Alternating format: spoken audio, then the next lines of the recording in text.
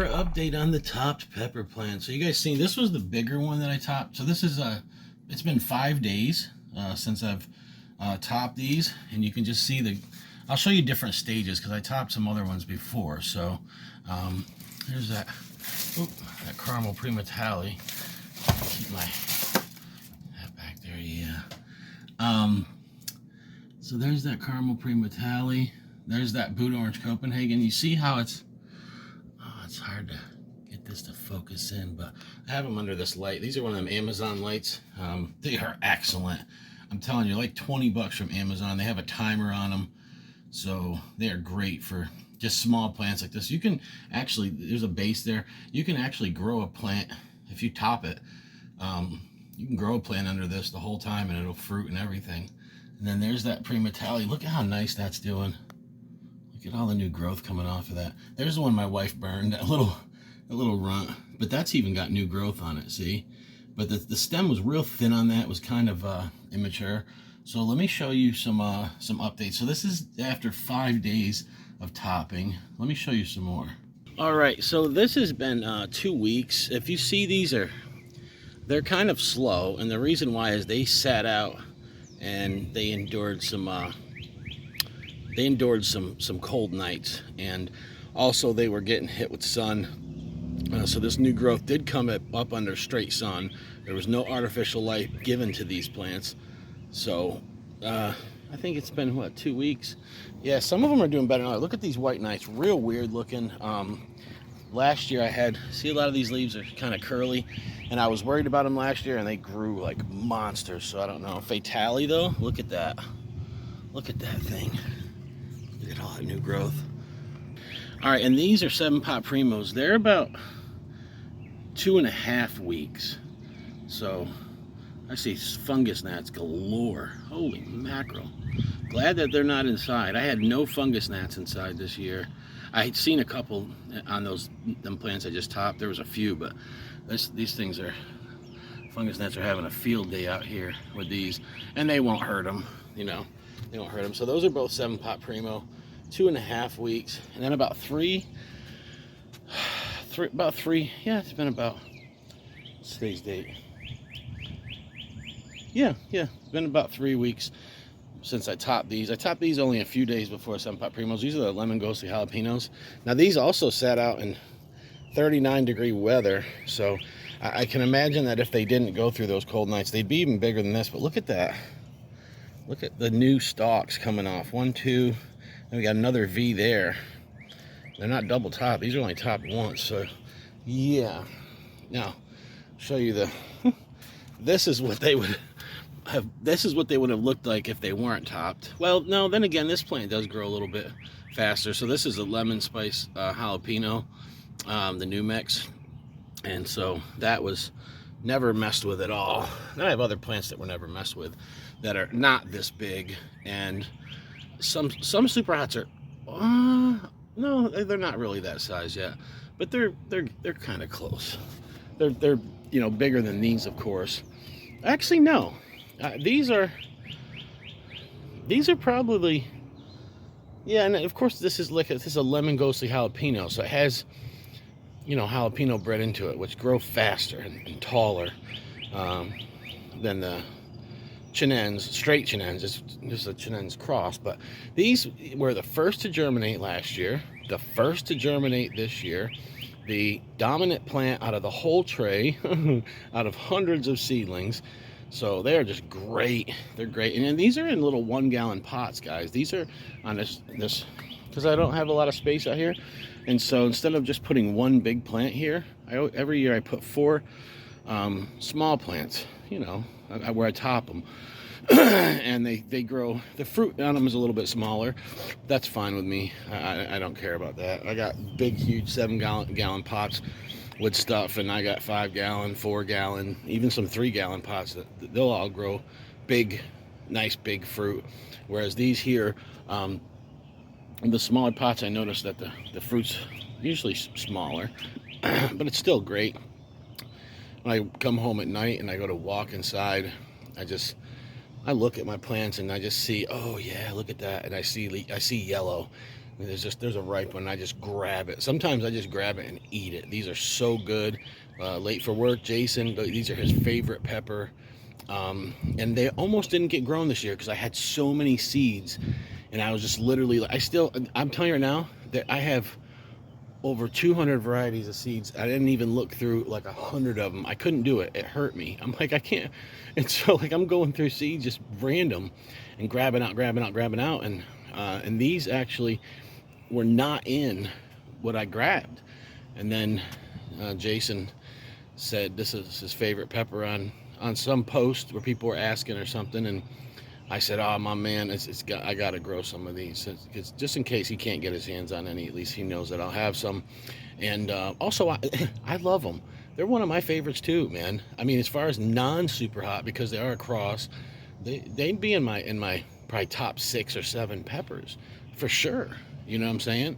Probably top 5. They are beautiful, man. Last year they grew them in a double-topped small situation, so they were smaller. You can grow these. They will grow bigger. I had somebody grow a plant for me last year, and he grew them in a field, and they were real good size. And Jimmy Pickle said that if you feed them a lot and you don't mess with them, put them in small pots or topping them, that they will grow big. And so, yeah, mine last year looked like little yellow Thai peppers. It was so cool. But excellent pepper. 7-pot primos. Yeah, those babies are doing great. Yeah, so what I did was I topped these first. I made the decision I was going to put these here, and then after I put everything outside, I topped these 7-pot primos after I planted them.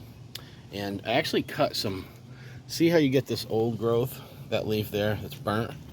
Actually, what you can do, I don't have my little snips with me, but what you can do is just, at this point, just snip that thing off. You don't need it. It's your plant's putting some energy into it, but you don't need it. I like to leave a couple of the big leaves in the beginning to help with photosynthesis, to use up some of the water.